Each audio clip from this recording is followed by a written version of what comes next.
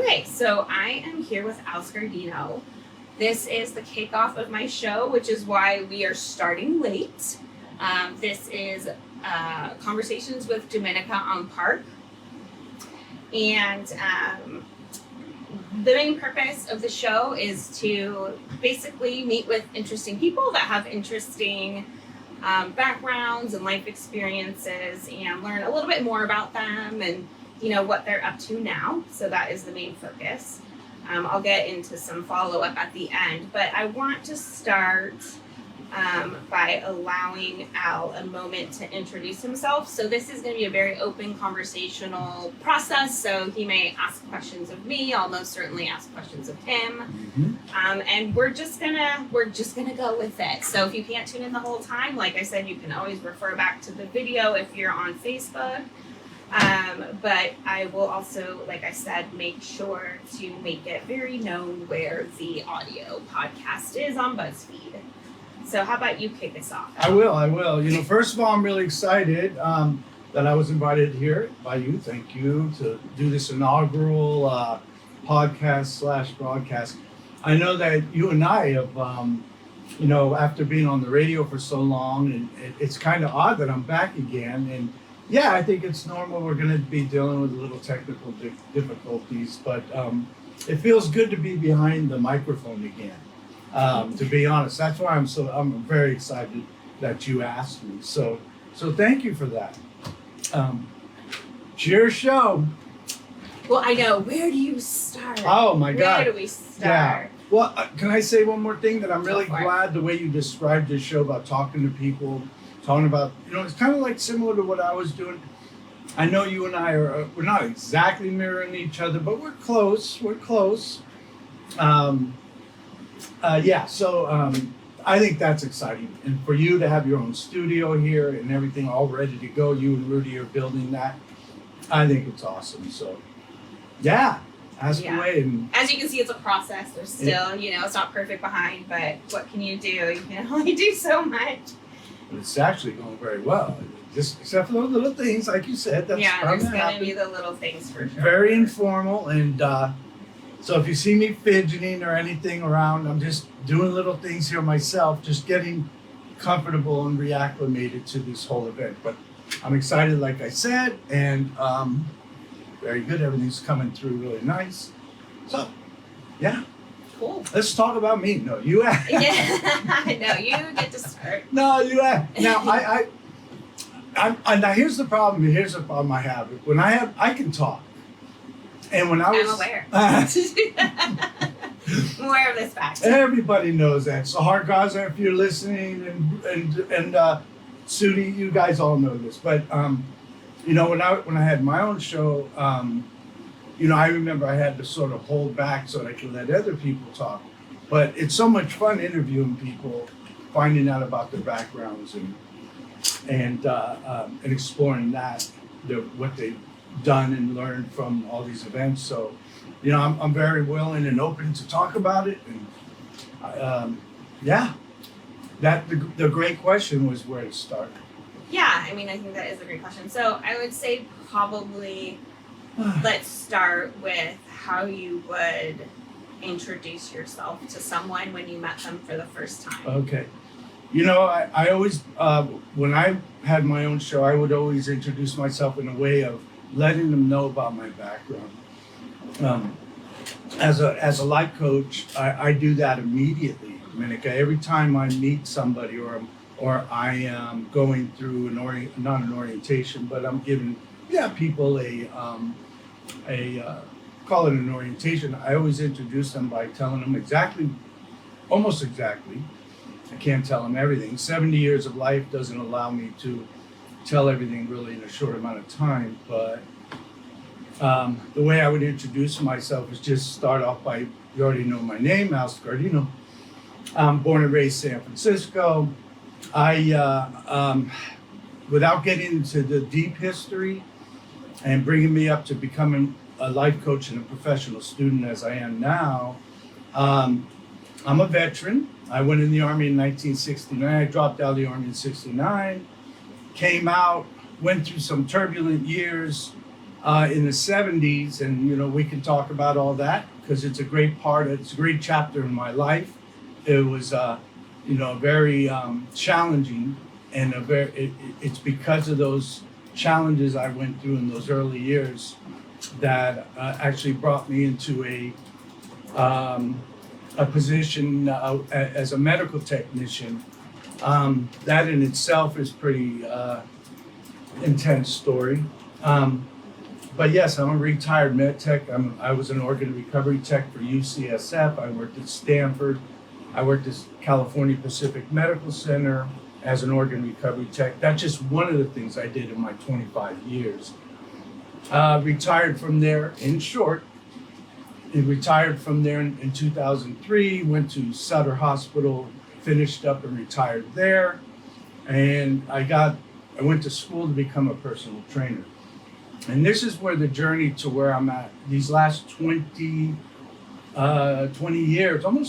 exactly 20 years, brought me to where I'm at now, to where, as you know, I'm just now going to accomplish, if you will, or earn my first degree in psychology.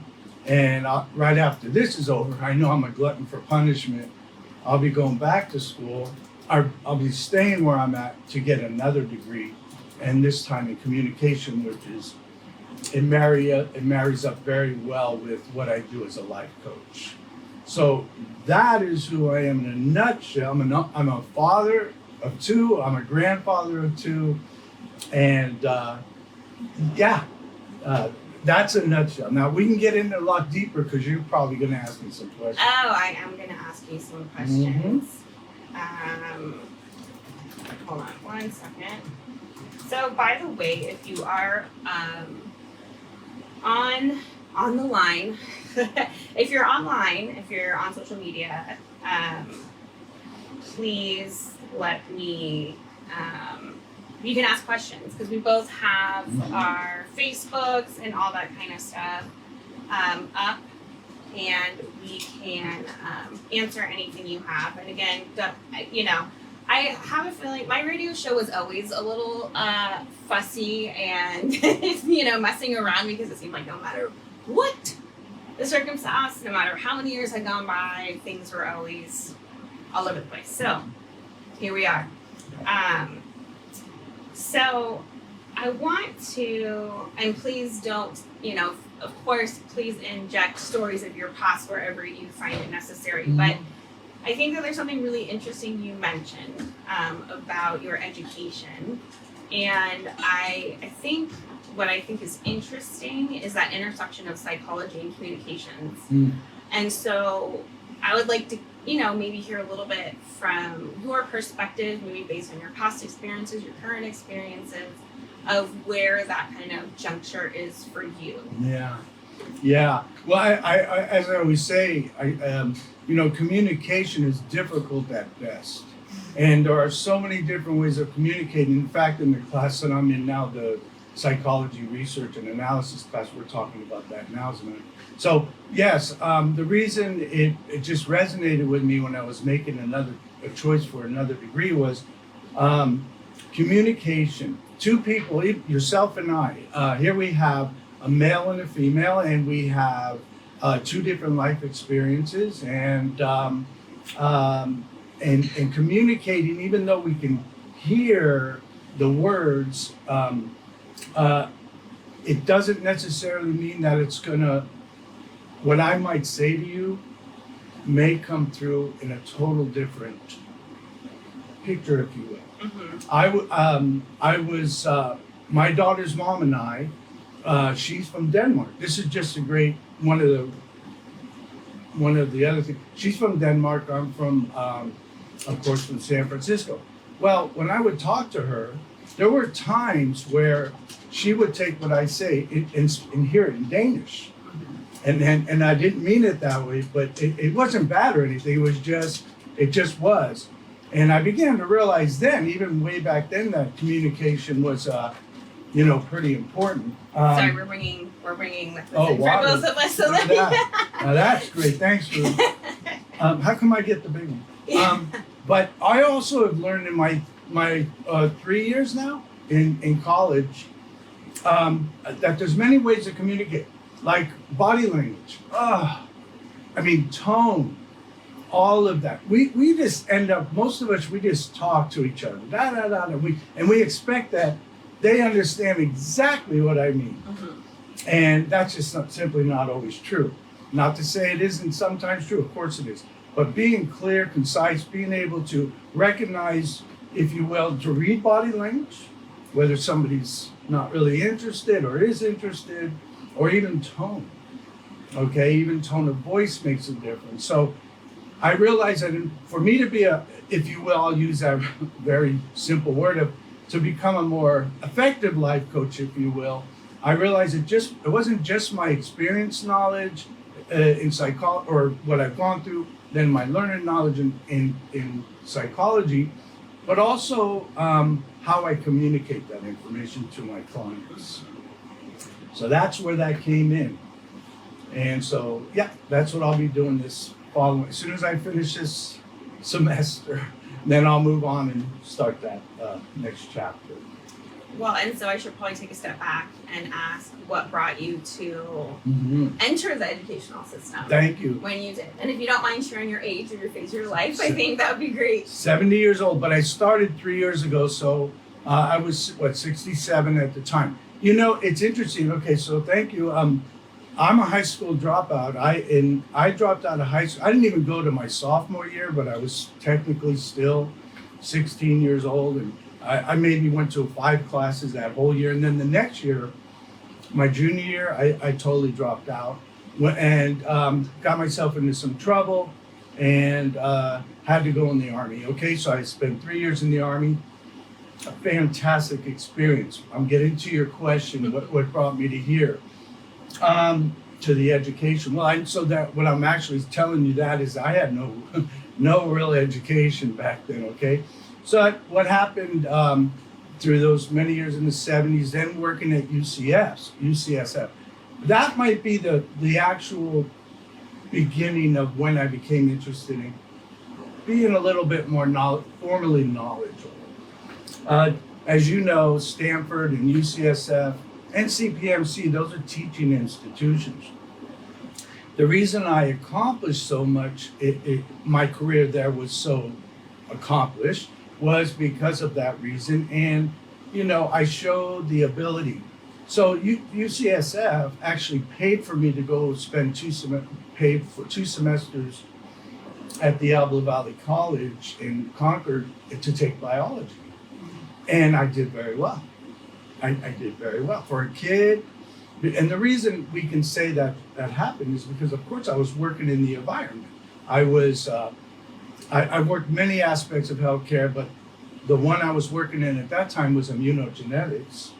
And they said, Al, why don't you go to school, take some biology classes? And what that did was I was able to eventually qualify, or if you will, they sort of promoted me up to a technician. And as you know, a technician, not a degree. Those are people that are learning on the job. And a technologist, those are the ones with degrees. So that was probably gave me the first inclination that I could do this. Another event happened, all talking about what brought me up to here, was I went to school to become a personal fitness trainer. Now, I didn't get a certification. I went to school, okay, and spent a year in school, got that, and I did very well. And, you know, I began to realize I'm not so, you know, this picture I might have painted myself 20 years prior was, oh my God, I can't learn anything. Well, it turned out not to be true. I spent quite a few years, 13 years or so as a personal trainer, started to get very interested in people. And I mean this literally, I was beginning to notice, you know, people succeed, people fail. What's the difference? Why? What is it? And all these questions started coming to my mind. So just like that, I'd say in 2006, 3 years, so in about 2018, let's say, I thought to myself, I'm gonna go take a class. And in fact, you know who I talked to, of course, was our mutual friend, Nathan. And Nathan, very well educated paramedic. And I said to Nathan, well, because I used to train him, and I said, you know, I'm gonna go to school and just take a class. And Nathan said, and for psychology, by the way, because I've just been fascinated by that subject, and that's a whole show in itself. And he goes, he said to me, yeah, go take abnormal psychology, but he said, make sure you go for grade. Now this is important. I think I told you this. He goes, go for grade. And I said, oh, well, I just want to go for myself. He said, no, you never know. You might want those credits later. So I did. I signed up at the Santa Rosa JC. I interviewed some counselors, and I found Andrea Alvarado, and I took that class, aced it, took some others, aced them, doing really well here, and I realized, because I'm passionate, I have a purpose with this, and here I am 3.5 years later, and I'm ready to graduate. So is that an answer? I mean, that's kind of what brought me there in a nutshell. Yeah, I mean, I think it does. I want to say one more thing about this. I've had people like yourself, many others, who in one degree or another have supported me through this. Thank you, Sahar, if you're listening, Sudi. Yeah, not just necessarily like you've been there, but you've given me tips. Believe me, you have. And I have many academics, I call them academics, academic friends. And through this journey, boy, thank God for those people, that I have in my life that were able to just sort of give me a lot of tidbit information and guidance into that. So thank you. Sure, Mm-hmm. sure. Well, maybe that's since this is a new show and there's likely different viewers, maybe that is a good time for me to just introduce myself a little bit. I'm gonna drink some water while she does it. There you go. You're gonna have a water break. So if you were to return the question of how you introduce yourself to people, I have a hard time answering that question because it goes very much into who the audience is. So when we talk about communication, I feel like it's very different. So, in a nutshell, on paper, my education is in psychology and public health. And I say on paper because largely, psychology I think is applicable to pretty much everything in life. Public health isn't exactly the route that I took, I would say. I've actually never worked for a public health department. I've never worked in health and human services. I've never even really worked for an organization that explicitly, focused on any sort of public health outreach, and I never worked for a hospital. And so over the last decade, I'm celebrating, I guess, a decade in the professional world. I've actually spent a lot of time in marketing and communications, public affairs. So that's kind of where that communications question comes up. I would say, though, if someone were to really ask me what my specialty is, because I'm kind of like a Jane of all trades, I'm of that generation where unfortunately it's an expectation, but for me it's almost a hobby to learn new things. I'm 100% self-taught in all the hard marketing communication skills. I've never taken a marketing class. I think I took one public speaking class at SRJC. So I am also an SRG alumnus, and so I've actually never taken any coursework in those arenas. And so kind of what I would call my focus is that I'm an expert in messaging. And even by explaining it that way, it's a little elusive. People are like, well, what's messaging? And I've actually published videos about this, but there are certain elements of psychology and marketing, there are certain elements of psychology and communication. But when you talk a lot about actually getting down to the core message, that's taking it several levels deeper into the psyche of the human that you're trying to reach. And really, through developing messaging, you're really assessing and thinking about and testing and new environments. It's really testing, but it's how people are feeling, how they're going to react to words, how they're going to react to colors. Messaging goes beyond words, and what your desired reaction or output is. So it could become very evident of how this skill set could be used for bad, to make people make decisions that are potentially harmful, or you don't know the output. I choose to use it for good. So I've spent my entire career working for government and nonprofit agencies, really in the arena, and this is kind of where I fall back in public health, is because I have that background, which has really kind of been a life commitment more than an academic practice, is that I kind of really can sit in that health messaging space. And, politics aside, the last 2 years really removed me from that arena of my expertise because I wasn't allowed to actually do what it is I did best. That said, like I said, that messaging still can be used in many different capacities. And it's what I enjoy to do. It's very difficult. I think marketing has been watered down quite a bit because we think about social media marketing, we think about digital marketing, but there aren't a large amount of people that really specialize in that messaging space and really kind of understand the human psyche and what this is going to do. And a lot of outlets, especially large outlets, don't care. The entity knows exactly what they're doing, but the individual purveying the message seemingly doesn't care. So I think that, that brings up a lot of our current issues. And so I try to just stay in that space and use the skill set I have for good, to help people live better and be better and live healthier lives and give them the tools to do all those things. And so that's why I always make the very strong distinction that I don't work in sales and I don't work in advertising. They are very different. And I don't work in product marketing, which is also distinctive. So I tried to keep it short, but that was a long story. It's impossible. I mean, like you and I, we would have to get together several times to cover everything. So believe me, and I enjoy listening. You're very well spoken. You're very clear. But go ahead. I don't want to interfere, but yeah, I mean, I think that's kind of where I've been dropped today, and I've worked all over the world. I did my thesis research in Ethiopia.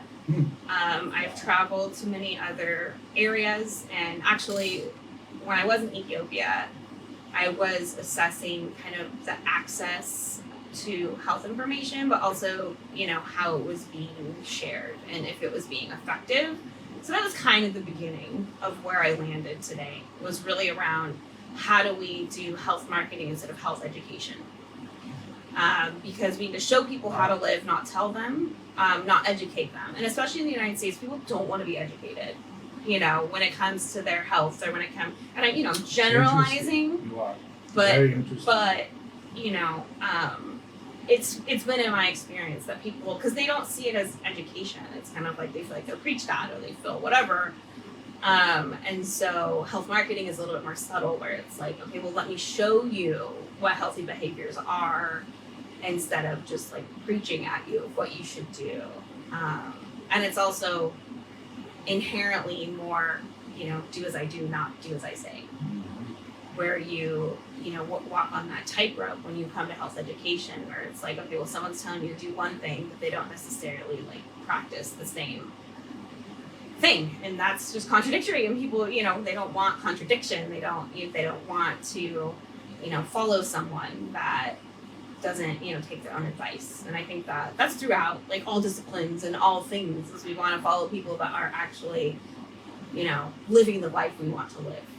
So yeah, that's. Wow. Well, that's a lot. Unpack that. Yeah, really. There's a lot there, but you have to really listen. Interesting because we do similar. And you were talking about, do as I do, not as I say. And that's a fact. And, in my realm of life coaching, what I do is, what I try to do is to be an example for my clients. I've got a 70 years of knowledge and experiences, and now I have some formal education to put words behind that. And I liked another thing you said about people, in a sense, not willing to change. Changing that cognitive mind, dealing with that subconscious mind. I'll try not to get, I'm just so passionate about this subject, that getting that to change, to create new habits, it's very difficult because why? Because it has to have, the one ingredient has to be that that person's willing to do it. That they have a desire, and it has to be, I use this expression, a strong desire to do it. Without that, it's very difficult to help, there's that phrase, help people to change. But again, there's many different avenues that I try in order to get through that, depending on the person. So, and the reason, what brought me to this again was because I've been through that. I've been through it not formally. I wasn't going from the punk kid that I was in my teens to Army, out of the Army, into heroin, 10 years of heroin dominating my life, and then going into almost 30 years in the healthcare field, working at many institutions. It was a process that I was going through that I actually use now to assist my clients, those willing, to change things in their life that they would desire to change without therapy. Now, not everybody needs therapy. There is that option. It's amazing. Therapy is awesome for those.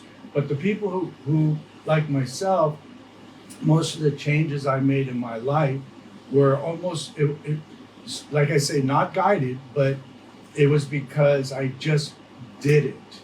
You just take massive action. Once you know something is not working for you, I forget the author who wrote the book, Do One Thing Different. Well, you just do one thing different. You turn the corner, you go another direction. And and then that here we go, I'm gonna get into my stuff. And then that creates a neural path. At first it's uncomfortable, all of a sudden it becomes less uncomfortable, and next thing you know, it's a habit, it's part of you. And that's the message I try to get through to my clients is, there's another thing you said that triggered me too, was that people, we know we have a body, but we don't know anything about the body. We don't have any physiology, we don't spend any time learning about it, let alone how to care for it. We have a mind, we have a brain. We know we have a brain, but we know nothing about it.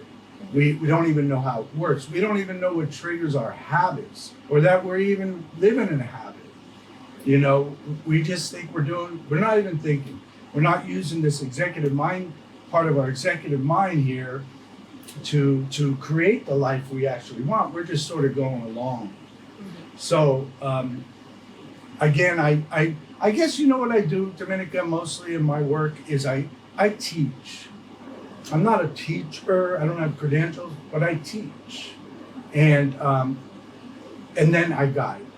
Because first people, what I've discovered and what works for me and the people I've worked with, is I give them information first. What exactly is holding you back? Why is that? Why do you have this phobia? Where did it come from?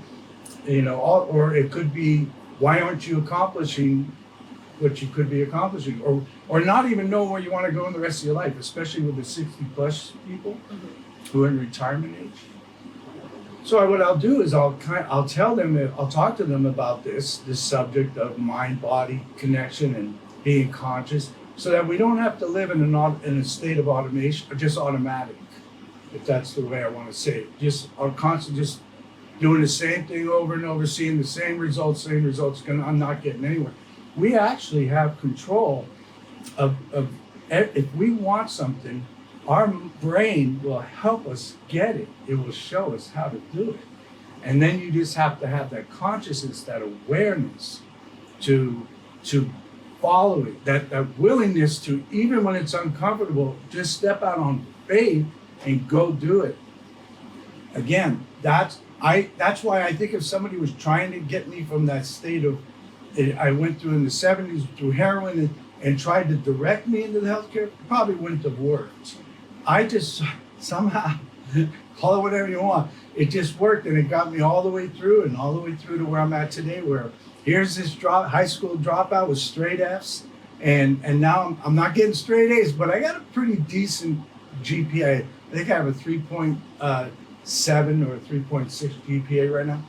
So how did that all happen? Well, it's a process that I use with my clients. So Well, and so I guess, again, going backwards, Go, is please. what I think what a life coach is also something that people kind of wonder what that really means, because there are so many now, and there's also executive coaches and there's job coaches, Awesome. and so when you define what a life coach is, like, So- what is that? Let's put it this way: there are many types of different. Some are broad, like myself, and then some are specific. Yep, absolutely. So life coaches are guides. We're not. I would say to you, I would tell my clients this: I'm not here to figure out every one of your psychosis. Okay, we all have problems, right? I'm not here. I'll do that with you. I have no problem, man. I got mine. I've been dealing with mine for 70 years. I'll do that with you because it's going to happen. It's going to come up. But when you find yourself at a loss in life, somewhere where you don't even know where you're going to go next, it's great to have somebody at least immediately. Now, I don't have a license because it's not required. For a life coach, your best friend can be your life coach. They don't usually work out because they're your best friend, but they can happen. Anybody can be a life coach. And all I really do is to guide. If one of my clients says, Al, this is what I want, but I don't know how to get there. Well, I'll take my learning experience married up with my academic experiences, my learning knowledge, I like to call it, and I'll marry that up and find a way for us to get you there. That's all I really do. But I will warn anybody out there considering being a life coach is you're going to be dealing with people. Things are going to come up and you have to be able to handle that without any biases. That's one thing that I've learned. You have to be able to deal with these things that you're going to hear, because those are actually the things that are in so many ways holding people back. Their insecurities, they're not good enough, things like that. And you got to be able to work through that with them. And because all that is a lie, or it's too hard, especially that one. Oh, it's too hard. If you just understand that your subconscious mind is a habit mind, and when you try to introduce something new to it, it's going to feel odd, and we like to throw that word out there, fear. I'm too scared. All that is the unknown. It's just your brain, your ego is just saying, hey, I've never been here before. I don't feel comfortable.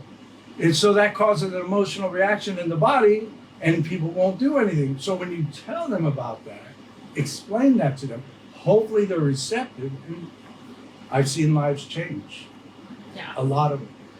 Well, and I think that kind of brings me to my next question, and this is not a political question. Please, that's okay. At all. I won't talk too much. I won't talk politics, but I don't mind a little bit. This is not a political question, but you brought up, people kind of either addressing or removing. The first step is acknowledging your biases. First, yeah. And so you talk about kind of letting that go in order for self-change. Given the current state of our country, Yeah.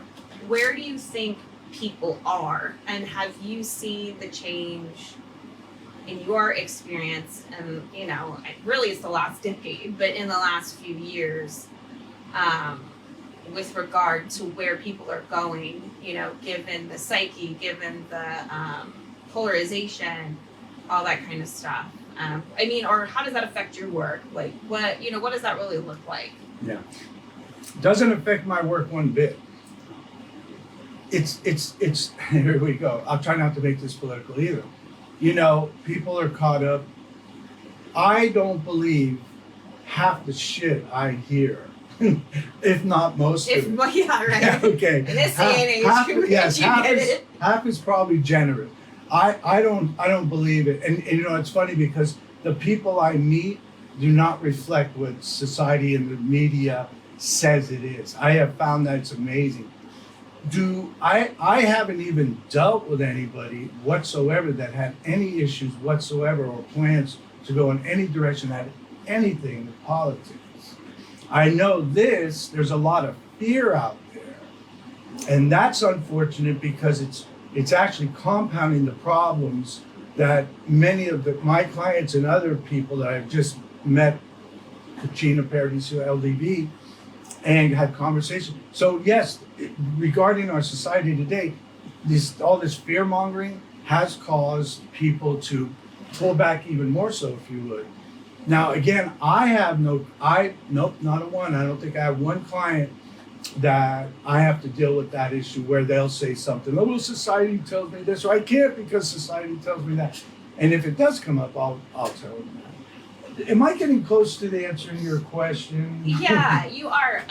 And so I think, so what do you think? You say that you don't encounter people that are, potentially of a certain bias. Do you think Right. that has anything to do with you personally or who you attract? I think it's who I attract. So I'm a performance coach, I like to call myself. And when I'm out, I present a certain demeanor, a certain profile, a certain, what word? Come on, you got good words. A certain Sometimes. You know what I mean? I present a certain image, and I am that A image. brand. A brand is good.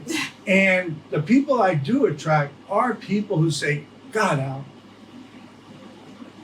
how should I say this without sounding, wow, how do you do this, Al? How do you do this? At 70 years young, you're starting a whole new phase of life.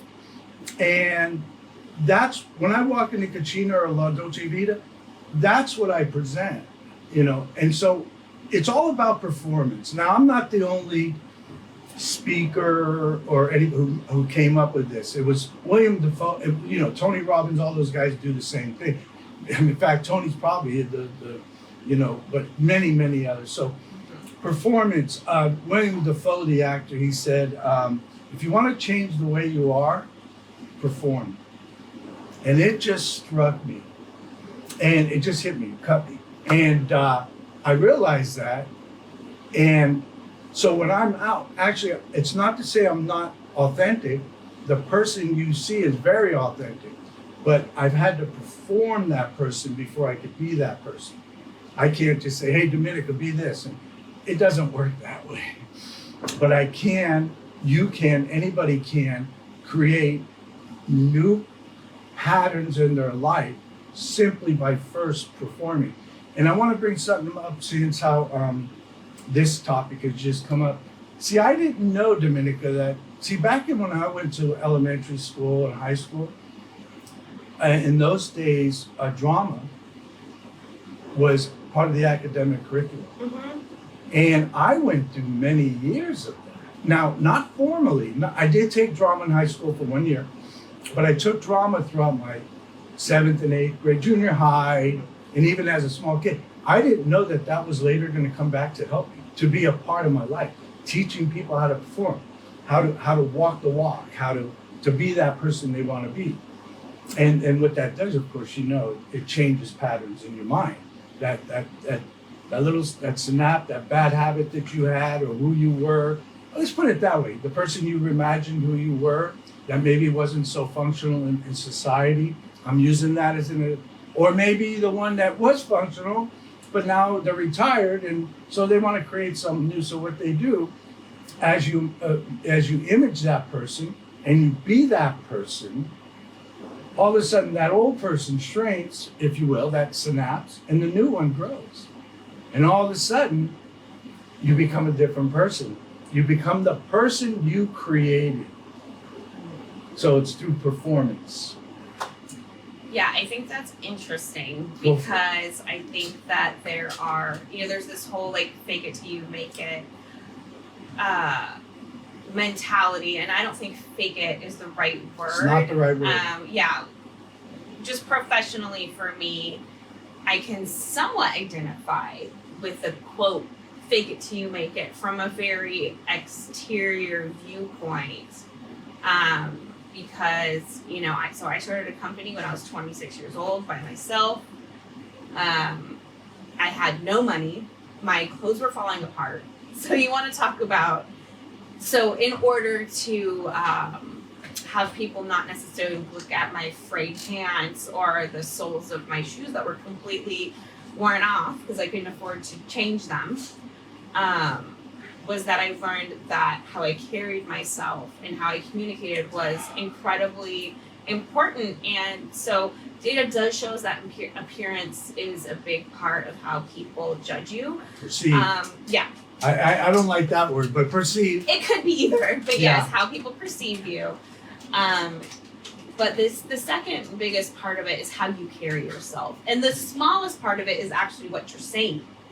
True. So, working in marketing communications, that's something that I try to convey on a regular basis, is that people are going to make their first opinions.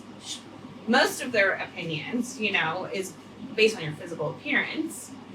But part of physical appearance isn't just the accessories you're wearing and the clothes you're wearing. It's about how you're holding yourself, how you're carrying yourself, how you walk into a room. Those are all parts of your appearance. And then, not looking like you just rolled out of bed and you go into public. I totally do that now because COVID ruined me. But before, I would never leave the house without being put together. That was something that was really important to me. And it got me really far because I had to demand respect. So I look young. I've always looked really young for my age. So when I was 26, it was a really steep uphill. I don't like to use battle or war, but it was a steep climb. It burned. It burned. It burned. Yeah, it I've burned. been there. And it really came out of a lot of what you're talking though too, is that I came out of college. I had a 4-year degree from UC Santa Barbara. I was very lucky that I did not have to take out student loan debt for that. Thank you, Mom and Dad. But I came out in 2009. So we're in the economic downturn, like in the heart of it. People say it started in 2008. I came out in 2009. There wasn't a whole lot of hope for me. I was working at Macy's part-time. I got hired as holiday help. And, but I did it because it's what I had to do. And then I went to grad school, which I carry a lot of student loan debt for. I'm not sure if it was worth it. It's a whole other topic. But same thing. I came out in early in 2011, or like mid 2011. So the recovery was kind of starting, but now I'm in competition for the same jobs with people that have 20 years of experience. Yeah. And there's really no way for a fresh graduate, I was 25, to really compete with that. And of course, hiring is not based on character. It's a little bit more now, but at the time I was applying for, and I actually wrote a personal statement, which I talk quite a bit about, that especially in government and other institutions, hiring, and even academically, it's all based on numbers. It has very little to do with character, aptitude, potential, the willingness to learn, like a lot of these things that really actually contribute to someone being successful in the workplace as far as I'm concerned. And so really I came out and I was working part-time in a medical back office. So the same job I did when I was 18 after I graduated high school. I'm now doing with a master's degree at 25. And again, I did it because I had to. And I'm not saying this to disrespect any of these jobs. That's absolutely not what I'm saying, but it's also not really where I saw myself. And I just had all this self-taught knowledge and hard marketing skills. I taught myself, Photoshop, InDesign, Illustrator, all while I was in college. Again, 100% taught myself, started creating flyers and all this kind of stuff, posters, and I learned how to do it a terrible, hard way, but I learned. And so I was applying for marketing jobs and just even entry-level digital marketing jobs, and I just got denied over and over and over. And they said, you have a degree in psychology, which is undervalued in marketing by a lot of people.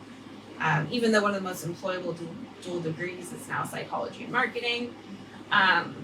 But the biggest issue was, well, you have a master's in public health, so why are you trying to go into marketing? Like, that doesn't make any sense. So through those denial after denial after denial, the only choice I felt I had was like, well, if I can't get a job doing it, I'll start a company doing it. Wow. Because all you have to do is sit down. And I actually, shout out, we keep referencing La Dolce Vita and Sahara and Studi and LDB. Yeah. And this is the great thing about not being on public radio is you can give plugs to businesses. Oh, yeah. So we're gonna do it all day long. Yeah. Like, I mean, we're all branded. We got a Rode mic, we got a Shure mic, we got Mac devices. But that's actually the story behind my company, is that I actually sat down at La Dolce Vegan, like formally launched like my Facebook page and my web page for my company, which was then called DG Creative Marketing. And that was a big moment for me. And, you know, everyone thought it was cute. And, you know, it was like, well, and a part of it, so now 10 years later, now that I've had the company for 10 years, it's now Mabor Me. It's now a lot larger than just me as an individual consultant. And it Mabor Me, I always get asked this question. So Mabor in Amharic, it is the, so Amharic is the native language in Ethiopia, and Mabor means working together with a passion. So the name really has to do with like the community and me and how we can work together to solve, you know, some of these complex issues. So I work with consultants that, it's like a network of consultants who really try to focus working with nonprofit, government, and social enterprises. And so, or, you know, socially minded companies. I know that that's thrown around so much now because of my generation, but really people that take it to heart and earmark some of their time to work, especially in the nonprofit sector, to really try to move that needle. And so, I don't know where I was even going with that, but you know, 10 years later, I have to sometimes look back and reflect on the fact, because when I came out and I started this company, I started calling myself an entrepreneur. It was always like, oh, well, it's a fancy way to say you don't have a job.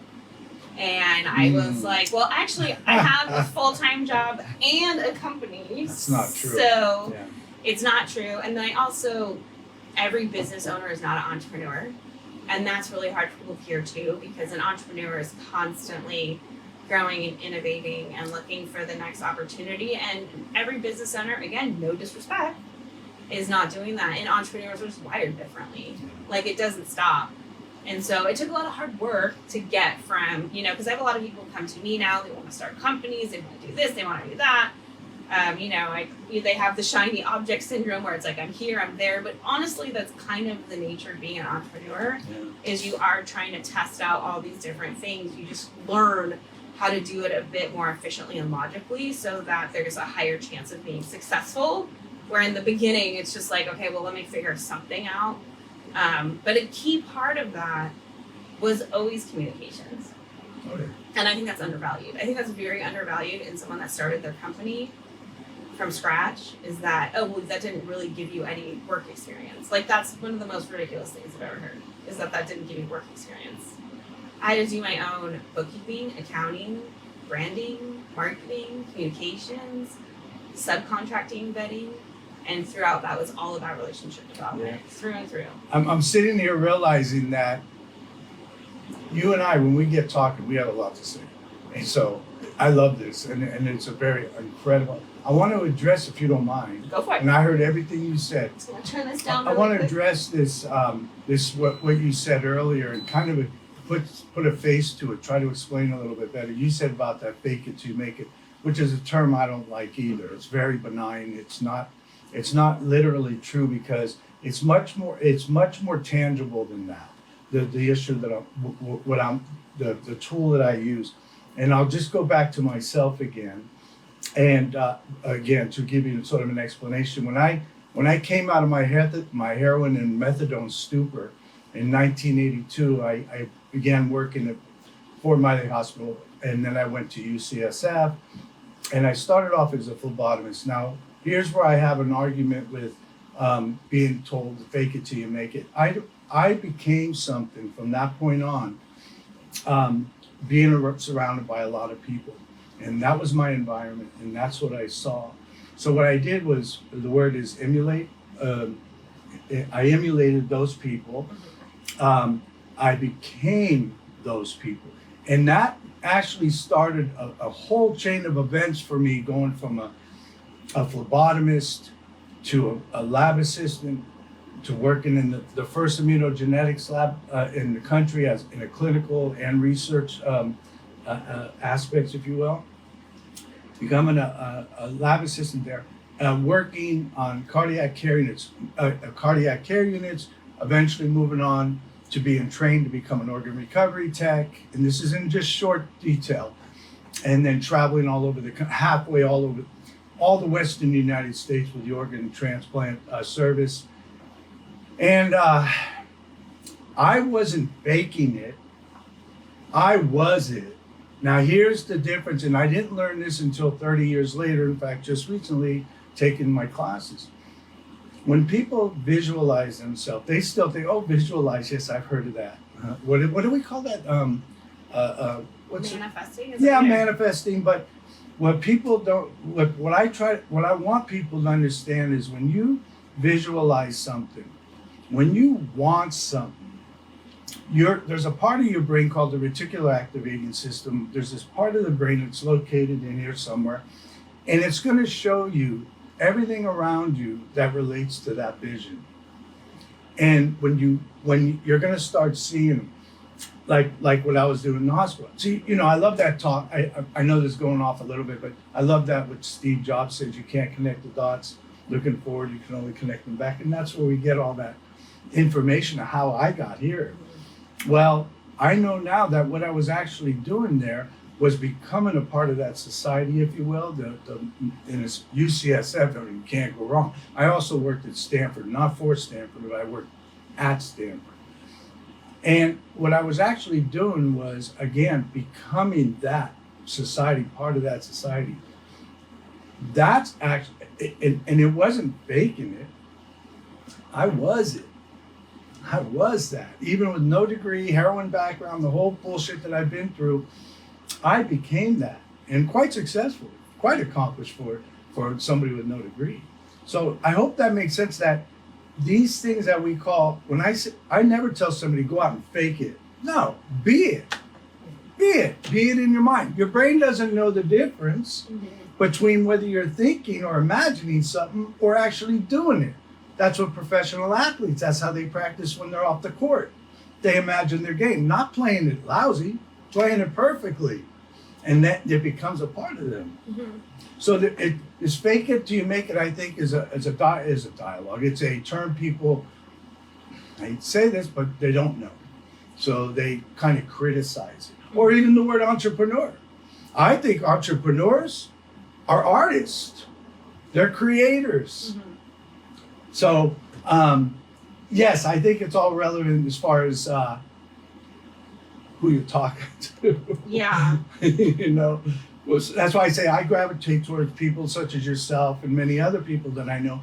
You guys, you have something to say, you're academics, you have knowledge, and you're real, and you've done it.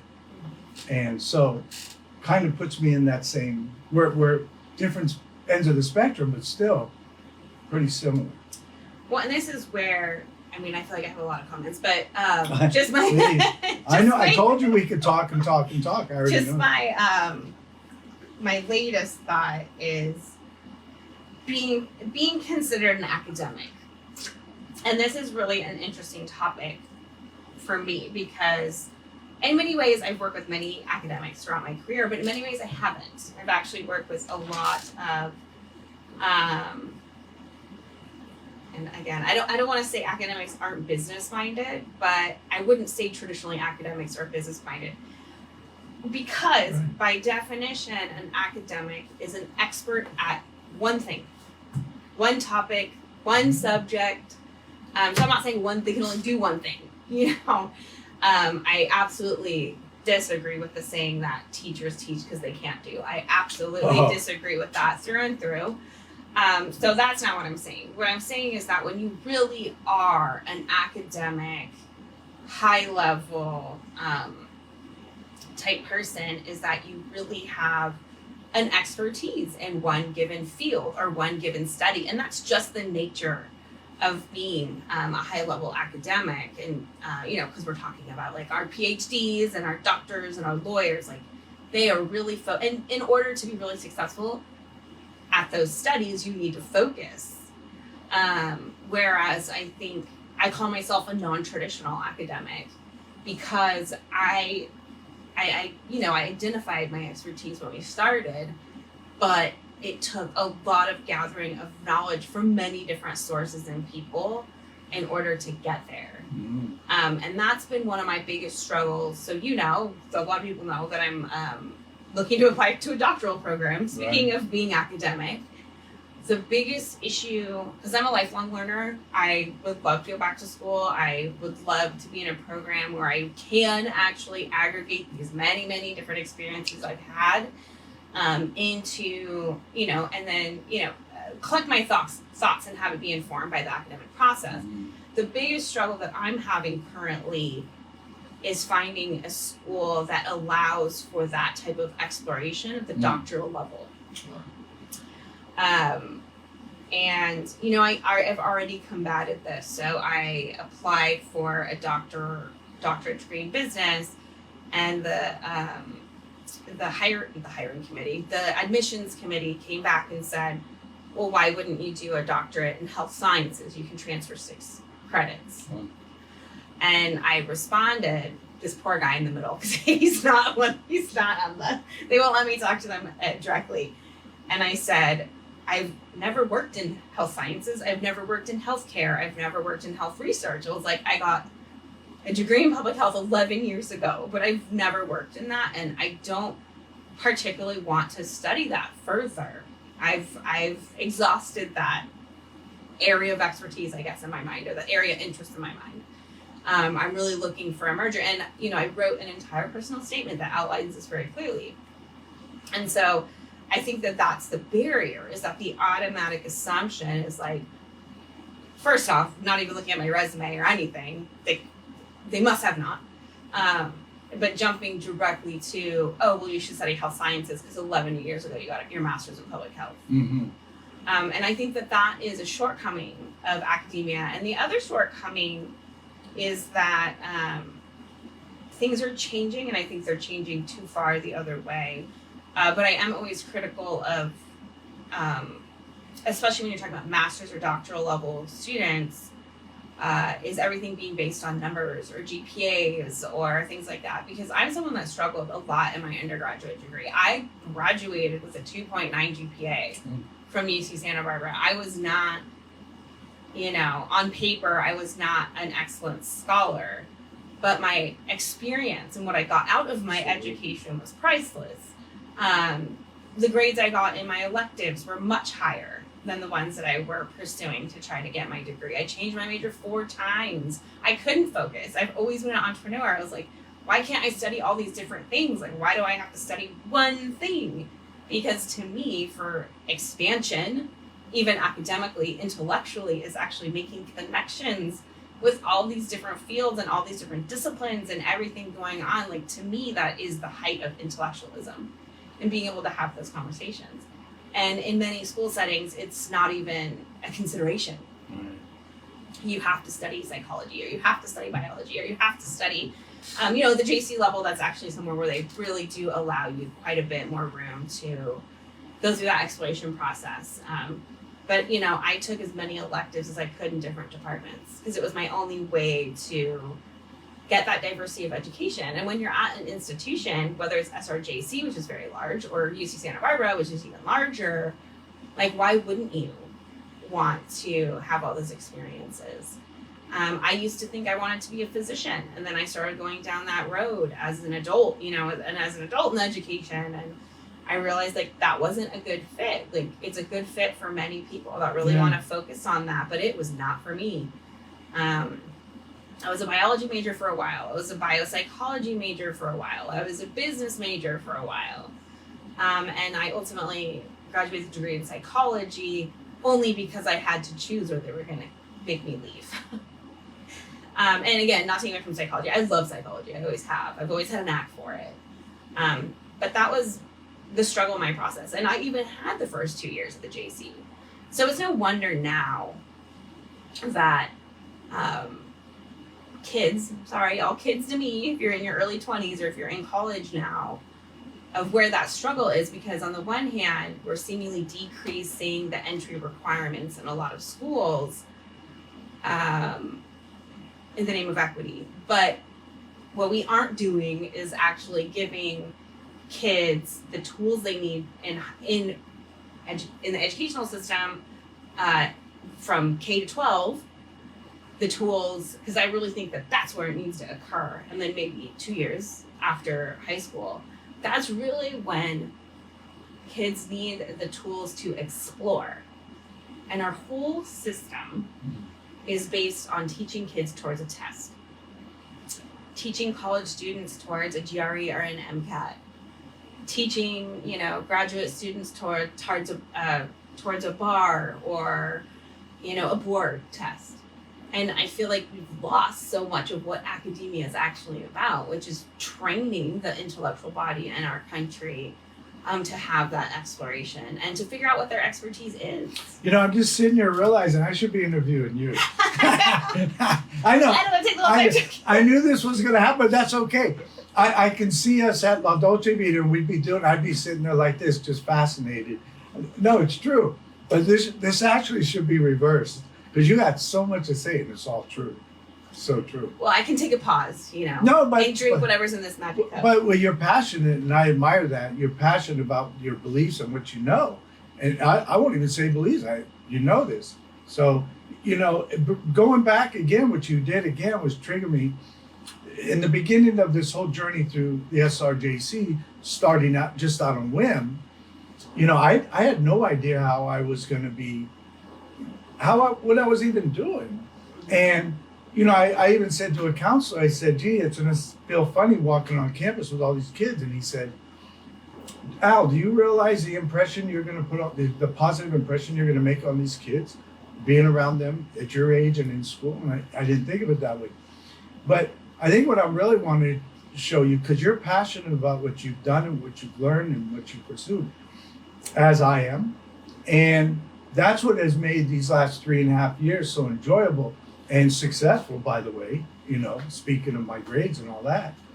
I am not saying it wasn't a challenge, but it's because I had that passion. I was fortunate, I am fortunate, just like working at UC, happened to fall there, to have found my, if you will, niche, my subject matter that I'm passionate about, which happens to be psychology and communication, which has made this journey so much fun. I know people, if I had any advice to anybody about school, those are considering going back, they don't have to know. You just go, just pick out, find something of interest and just go. Don't worry about how long you've been out of school. Nobody could have been the worst student candidate as I was going back to school and thinking he could accomplish his degree. But it just, you triggered me and making me realize that the reason I've been so successful at it is because I'm so passionate about my subject matter. And all the other all the classes that I have to take to fulfill my my degree requirements, those are all great. Astronomy, music, all that. It's been an awesome journey. But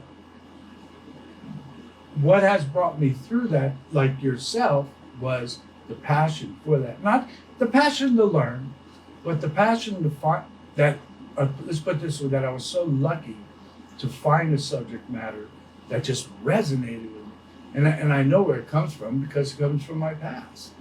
Going through why was I one of the few, or like my friend Danny, if he's watching, there's only a few of us left that actually went through that heroin stage, and it was pretty big. I'm not going to belittle it; it was bad, but we're still here. And then there's others that are not here, or they're incarcerated for life or whatever.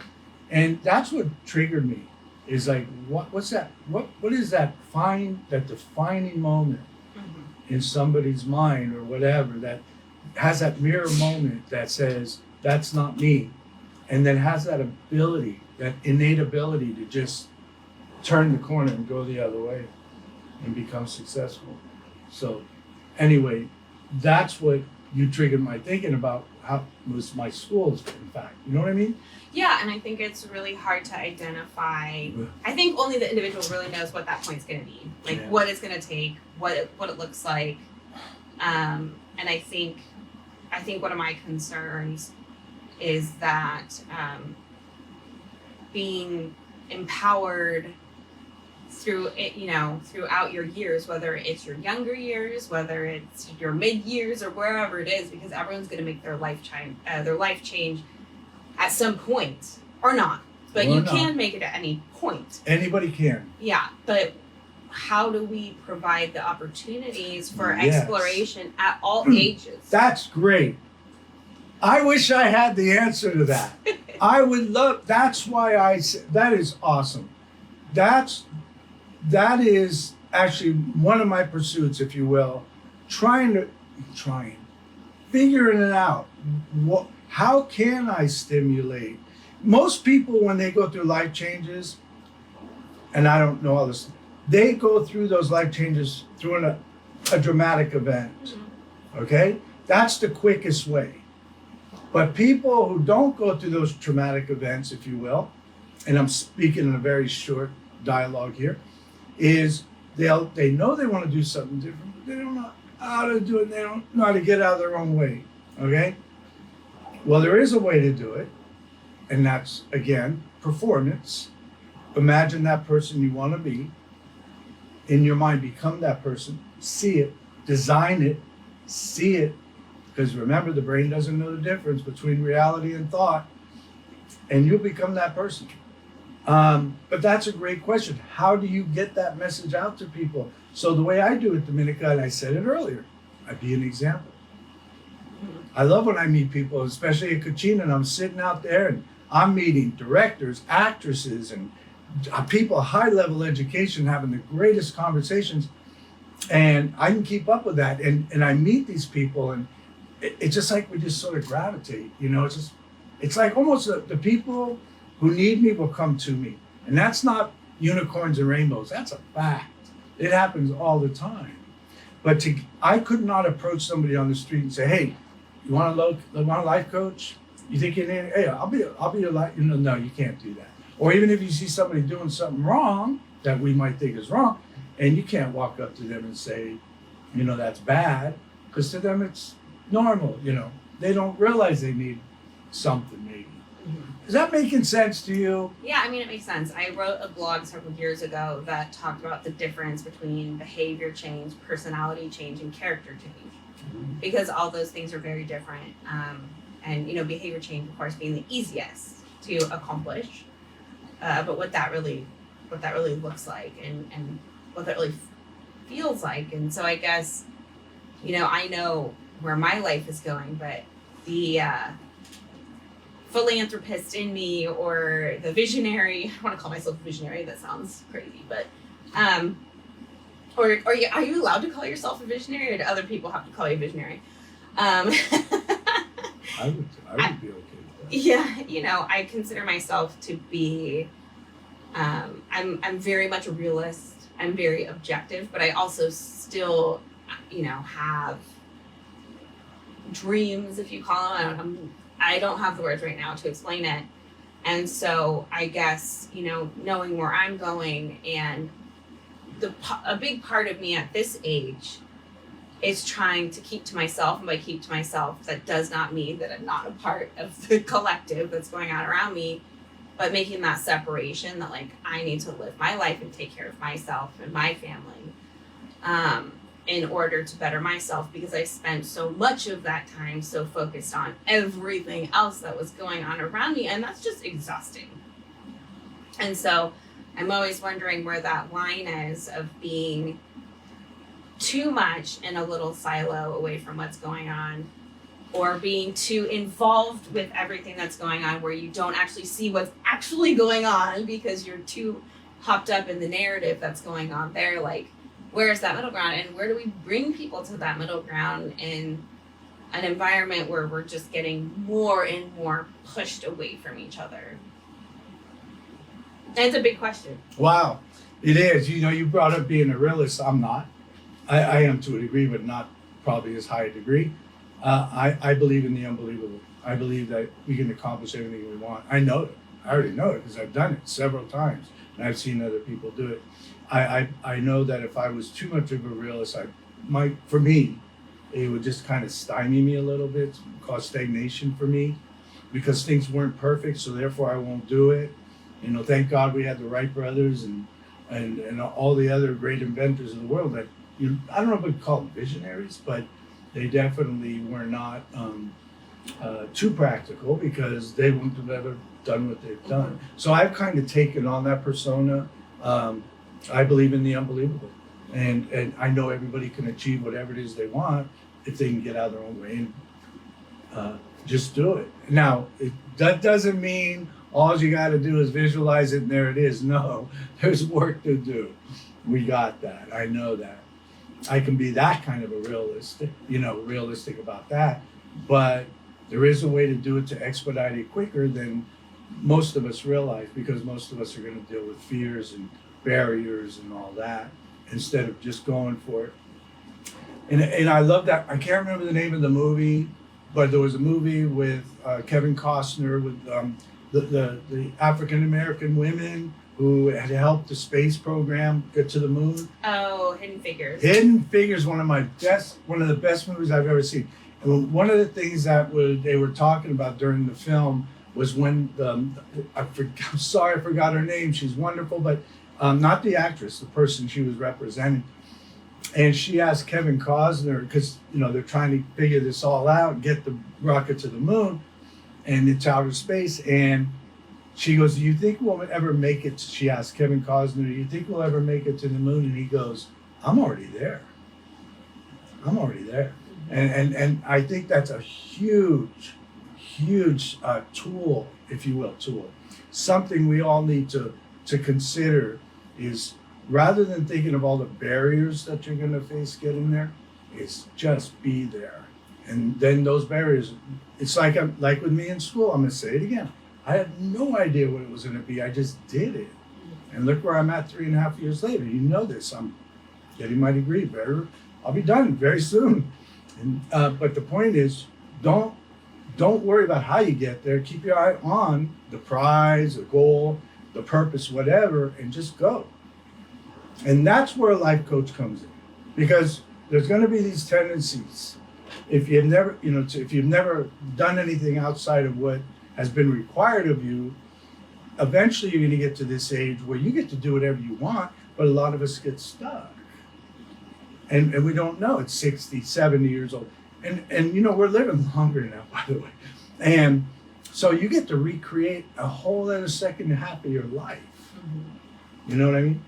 Yeah, well, and I think this is where our vantage points, maybe it's based on our life experience or profession, probably all things together, is where I'm always wondering where that individual meets the community or meets society, and what role that plays. So of course there's very much, as a coach, like, you're very much focused on how that person figures out, who they want to be and where they want to grow, and they figure out who they want to be, but really helping facilitate that growth. But then a lot of my focus is, how then does that person interact with society? Because I think that we have gone even further into an individualistic mentality of, I can be whatever I want and whoever I want, and that has a disregard for my community. And this is very different than what you're saying. Yeah, very different. This is very different than what you're saying. So I'm not saying that people can't achieve who they want to be and what they want to do. I'm saying that the overarching kind of culture is moving us towards, I am who I am, and therefore everyone else needs to change their perspective to accommodate. So the people we are, we're not going to get too much into this, but I'm going to tell you something. I am who I am. I'm not going to, boy, have I known them. I am who I am, and blah, blah, blah, and that's all there is. So, that person just gave up, okay? And I understand the challenge. Well, what's happened there is, we are who we are according to the first 7 years of our life, which were the most impressionable years in our life thus far.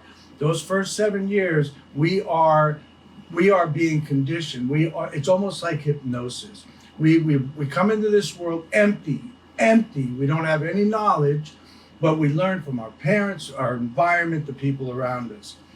So that person is already being designed. And that, by the way, everything at that point sticks. It sticks right here. There's no going. There's a 0 to 7-year-old can't rationalize. They can't go at 3 years old. Oh no, I don't think what you're saying makes sense. No, they're imitating. They're mimicking from their parents and everybody else. Then we get into the next years of our life, and that starts. Then we get to start making choices, but we're still making choices over what we learned. And this is what's so fascinating. So let's move on into later years. Well, we become that person that that is directly related to that 7-year-old, those first 7 years. So that's part of what a great many people that I've met don't know. You've just been this person that was already designed, if you will. There's a better word than that, but it was done a long time ago. When people become conscious of that, see, that's if anything that I want to, and be a part of, bring into this is once we become conscious, once we start using this, being aware, just like driving. Most of us drive, we're not even conscious because it's a habit. Mm-hmm. Okay, we repeat the same problems, we do the same techniques in driving and all that kind of stuff. Well, when you become conscious of your driving, you might see a lot more than you realize you've been doing. Okay, well, when you become conscious in life, you actually have more control of your life. You have more say because you're not allowing, just like me with Freddie, that's what they called me when I was a kid, Freddie wasn't controlling me anymore. Freddie, with all those things that he grew up, mommy dying, having a mommy one morning at 6, and then the next morning waking up with no mommy. And man, that kid got buried. And the point is, I'm not him anymore. He's grown up. So there is so much behind this this mentality of this is who I am, and therefore, God, that's the end. I mean, that's pretty much it. What you've accomplished, you've gone so far, that's pretty much it.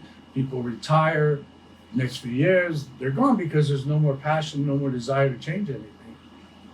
So if there is one thing, the message I try to get out is that, I'm a great example of that. That's what I'm doing now. Nobody says there's a guarantee how long we're going to live, but as far as I'm concerned, I got 70 more years, which, by the way, studies show. Now, we haven't gotten any, but I've said this. The oldest person on record was 126 and a half years, a French lady in France. She lived 126 and a half. Science is showing, and you'd have to research this yourself, is we potentially, if everything was right, mentally, physically, we live a good life, proper, feed our bodies, everything, 140. Now we haven't hit that yet, but we've hit 126. Mm-hmm. We're getting there. So anyway, that's what I want to show people, that there's so many other possibilities out there rather than just settling for who I am, because a lot of people do. And a lot of them don't even like themselves. And that's something else I run into. Well, I think that's, and data's unfortunately starting to show us that about young folks, is that there's very much this, I am who I am, and things around me need to change to accommodate that. Exactly. But now we're seeing record high suicide rates at really young ages, and we're seeing just a lot of instability in children that we didn't before. That's right.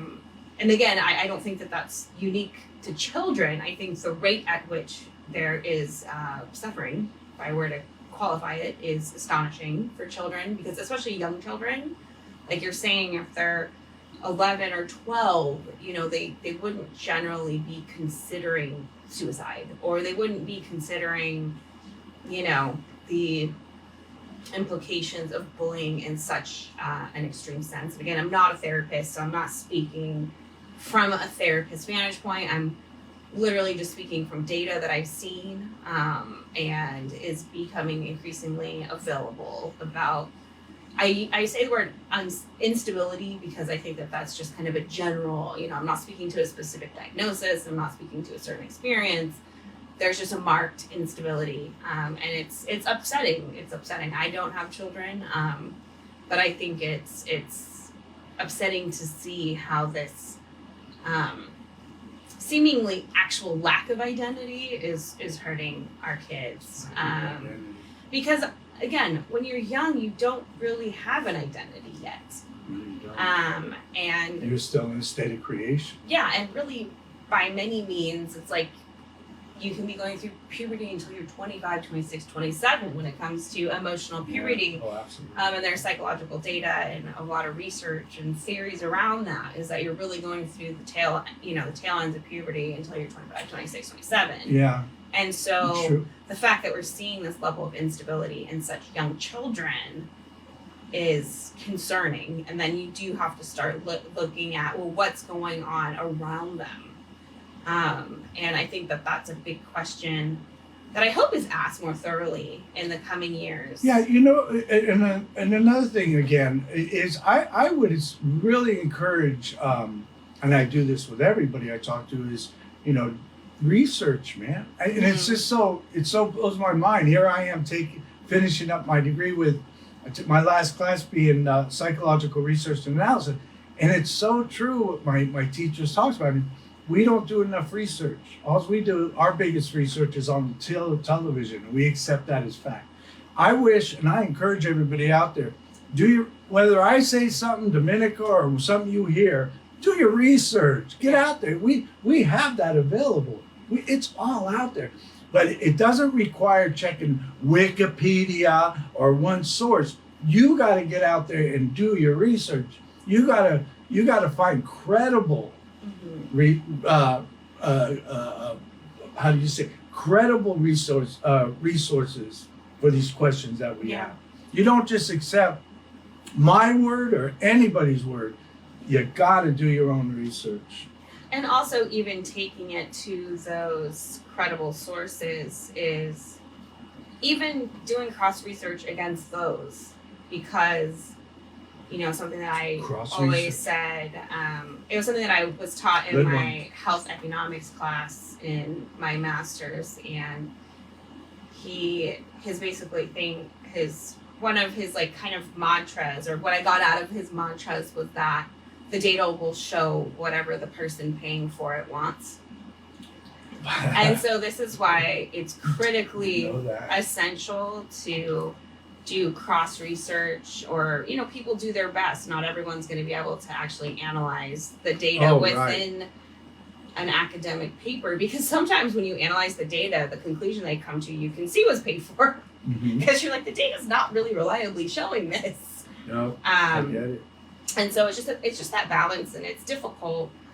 But I do think that we have access to a lot of resources, and most people in this country, I don't think are looking. They don't need academic answers to the questions they have. I think they're very literal in a lot of sense. Like, okay, I saw this on the news. Did it really happen? Did it really happen this way?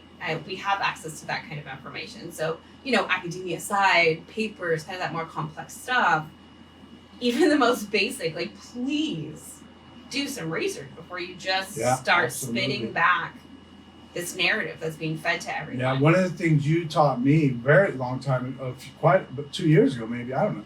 You said to me, the news is no longer the news, it's an editorial. And it's absolutely true. We have to be so aware of that.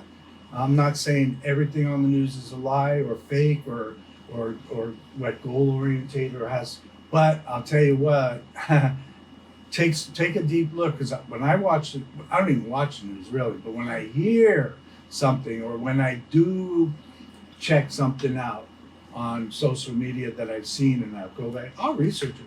I'll look deep too. You got to look pretty deep, actually. Because you got to go from source. These days. Oh, you do. You got to dig. You got to dig. And that's why I say a lot of people won't do that. I'm sorry to be so critical, but it's true. They'll go, but very simple, turn on TV, and that's the truth. Please be critical. The news should, because the news is not here to educate you. That's not their job. Their job is to keep you enticed, because it causes an emotional feeling, and that feels right, and that's what draws people back. Imagine watching a newscast where, hey, Mrs. Jones, look at the poppies and look at all the beautiful flowers. Oh, people aren't going to gravitate towards that. But you put up some of this new stuff that we see, it's human instinct. We got that from when we were cave dwellers and we used to live in a cave. We had to look for the saber-toothed tiger, and that's why we gravitate towards drama. Mm-hmm.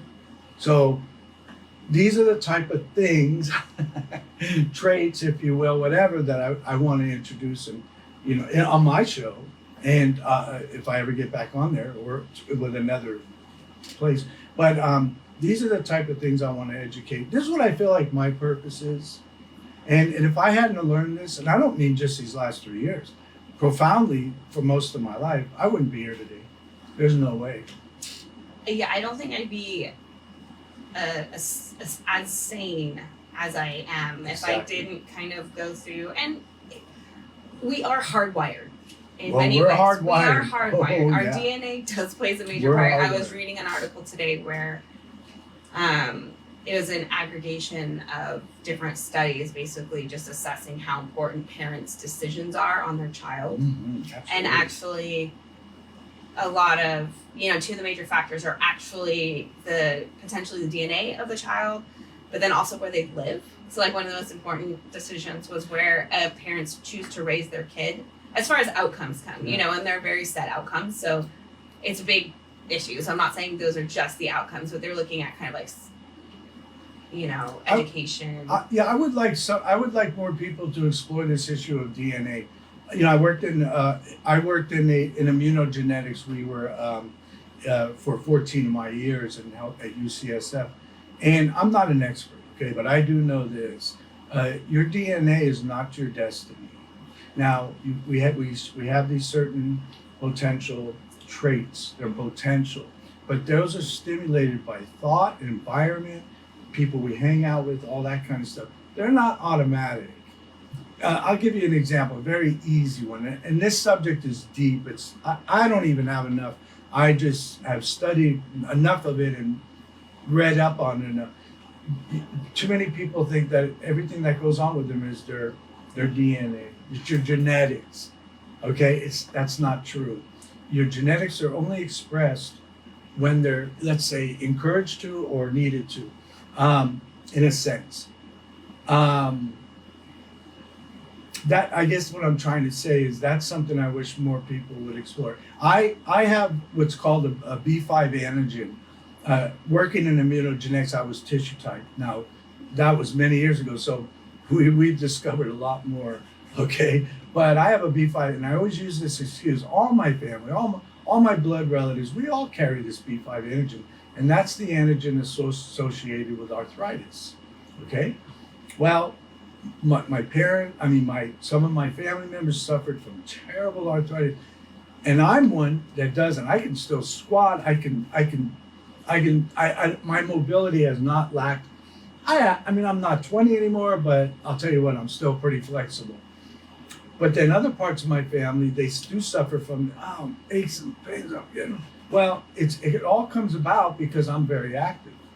I haven't stopped, and I would suggest to you, and to research it, that those genetics that we try to blame on why things are going bad or good for us, it's not necessarily true. I think you should explore that subject a lot more. It's called epigenetics, okay? There's this new term Bruce Lipton introduced to the world, and an amazing man, if you haven't already heard about him, a Stanford professor, much more than that.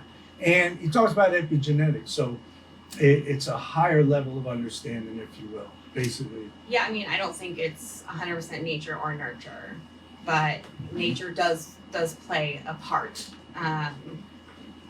And also I think the other important part is, even in this article I just read, because it was written by a scientist, a real scientist, he said that, correlation can't be, correlation is not causation. No, it's not. And they should not be treated as the same. Whereas in our current kind of general communications world, I guess if you're going to call it that, is that correlation is most definitely always causation. So when I say that, I'm not saying in the real world, I'm not saying that with real scientists, I'm not saying that with real science, But when it comes to media and it comes to social Exactly. media and it comes with how things are talked about, causation is automatically, and I've actually been incredibly disappointed with what would be considered reputable scientific sources who now write headlines that this caused this. We know in science it's correlative. So you can't say that it caused something, but you can say there's a correlation between two. You can. And so I think that that's where things really get conflated, is that, and I don't know, maybe it's because I do consider myself a real scientist that I get really upset when all of a sudden correlation is called causation. And then also when data is misused and misrepresented. So like, again, not to get political, but I know. It's not actually political, and it should have never been political. Actually, it should have been It should have never been political. This is public health. In this public health. And people wonder why I don't pay my bill. Yeah. But just a short example, it's the only one I can think of right now because it's so relevant, is that we keep talking about COVID case count, but where is the denominator? Compared to what? It's always like we have this many cases. That is pretty irrelevant on its own. And so I think that that's very often how things are given to people, especially the American people, is that this number is really important. We're not going to tell you why, and we're not going to give you context, or we're going to keep shoving this number down your throat as if it means anything. And then when you're in public health or when you're in science, you're like, well, compared to what? What's the denominator? What are we looking at? Where's the issue? Most people have never taken the time to educate themselves, to learn that. They don't hear that. That's why the problem is they don't hear what you're saying. Well, I don't put the problem on every individual because I'm very cognitive of the fact that, well, I'm not even saying like I'm generalizing. I agree. I think a majority of the American people are just trying to live, take care of their family, feed themselves. I believe this. And I don't blame them for that. So who I do blame with this manipulation and poor representation of what should actually be public health and science, I don't put that on the individual that's trying to consume this information. I blame the institution. I would blame the media institution. I blame the people that are pushing this information. And so that's really who I put to blame, because I can't expect every average American, and again, I'm not saying average as any sort of a mean way. That's not a degradation. It's just most people are just trying to live their lives. They don't have the time. And I don't fault people on that. Like, I think people should take the time to educate and research themselves about what it is that's important to them. That's what, when people ask me, like, well, how do I get involved? There's so much going on. What do I be? And it's like, well, pick one thing that's important to you. But for many people, that one thing is keeping their children alive, keeping them fed. And so, like, that's where I feel like it's not just up to the individual. I think the individual has a major role in their own destiny, but many individuals are like, I got married, I have 2 kids, I have a full-time job, I'm supporting my children. That is what my goal was, and I have succeeded, and I am happy. But then it's like an occurrence happens, and anyway, I hope these things are changing. It's been going on for decades. This is not a new, in the last couple years, misinformation has been shared. This has been going on for quite some time. Let me finish with this, with our interview. At least let me say in this. I believe this about people. There is a breaking point. Now, where they go with that breaking point, some people will fold, full tent. Other people, they will search out. They will try to figure out what's going on here. So, I'm not talking about just this topic. I'm even talking about their life, where they'll get to a point in their life and they're sitting at home doing nothing, and they'll say, no, there's more. There's got to be more. And then they start taking action, because that's the most important thing to remember. That it's got to be followed up. This question has to be followed with action. You can't sit around and wait for unicorns and rainbows. Even on this topic you and I are talking, I believe there is a point. Not for everybody, we won't all take the same, but there will be a point where this issue becomes so prominent in their life and so controlling that it's human nature to question. Now, yes, there's gonna be variables, okay? We know that other people, some There's won't, always a some. lot of variables. Oh yeah, a lot of variables. But I am telling you what I've experienced is that people have a breaking point. And I use that term loosely, not as a bad, but as a way of saying, wait a minute, something's not right. And then they'll start exploring. And I'm talking mostly in the field of self-development, self-awareness, but even what you're talking about, same thing. Well, yeah, I was gonna say I think it could be internal. I mean, it is always internal. Like when something like that happens, you're like, oh my god, like what have I been missing, or what have I not been doing, or what have I not been looking into? So I agree with you that I everyone meet a has that lot of point. people like that, and that's the thing that's so funny. You know, if I was to listen to everything in the media, which God, but it's funny, I'm meeting just the opposite. And I've said that to not just to you, I've said it to several people. Something's wrong. I'm not seeing what they say. I'm seeing something different. Not to say I don't see some, I do, but it's crazy. Now, is that me?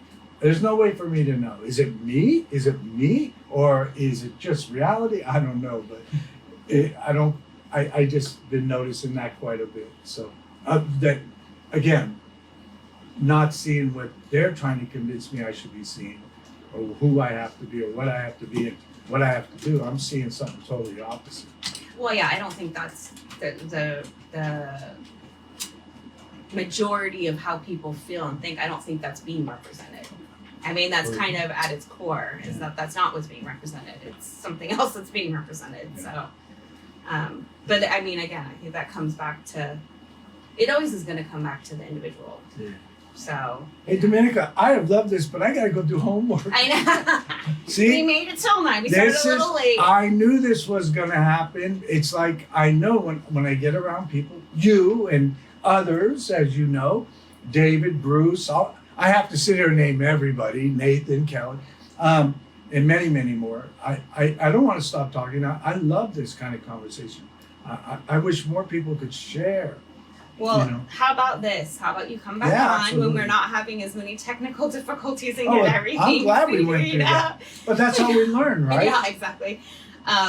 Yeah, so you definitely come back on. But just in closing, so like I said, the show will be podcasted. And so I will make sure that you have that link and everyone else has that link. So for those who want to listen later, I'll make sure that the video does actually get onto YouTube. After this, I'll download that and make sure it's there and share all those links. Going forward, the hope is that things will be streamed on Facebook, YouTube, and the podcast will be up by the Thursday after the Tuesday. I'm aiming to have things on every other Tuesday at 7. That's the goal. So, you know, this is a learning process. Don't hold me to it, but we're learning as we're going. But I just am happy to shift my show. I'm happy to kind of be able to have more open conversations and open-ended conversations. See, like we were able to go for an hour and a half, but no one stopped us. And you see, I'm like still on radio. Like I didn't even swear once, and I thought for sure I was going to be the first person. That's a good point. That's a good point. And you know, Domenica, there's so many, and I know you know, there's so many interesting people. Oh my God, no! Man. I just put out about my podcast, and a lot of people are asking me. So please contact me. I'm actually going to be sending out a form. I know this sounds very formal, but as someone trying to organize all this myself, I don't have another producer.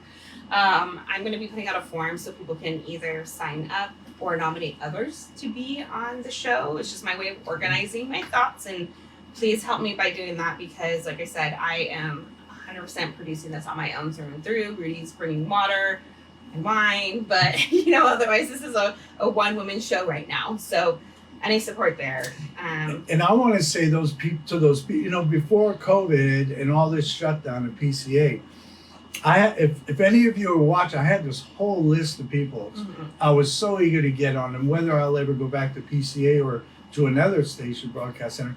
But I know you're out there, and I do look forward to sometime being able to interview you guys. So I haven't forgotten you, and a couple of you have contacted me asking me. Well, so, and also that brings up the point. So I'm hoping by in the next month or two, once we figure out this in-person technology, I am going to get the call-in technology down because I have friends really all over the world. So I want to make sure that I can accommodate that. And hopefully there'll be less technical issues. So that's also just bearing that in mind. If you can't be here in person, that will be the next best thing. So I guess in closing, you are here. I should say that I called this in the long form branding, if I my conversations with Domenica on Park, a production of Neighbor Me, because I have a dream of actually having my own studio space that can be utilized.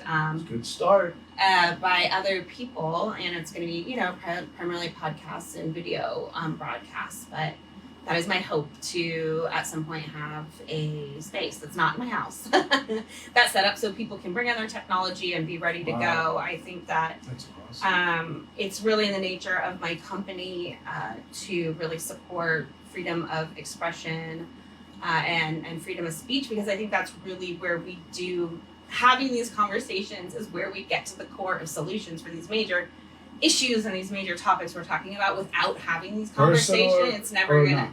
Yeah, personal or not. Mm-hmm. And by default, we're having a conversation with the viewers. So that's incredibly important to me. So I will just say thank you in closing for watching, listening in the future. Please reach out with questions, ideas, people, everything. I don't know. If you have anything you'd like to say in closing, I just want to say to all my acquaintances in Denmark that might be listening, farvel for nu. Ciao.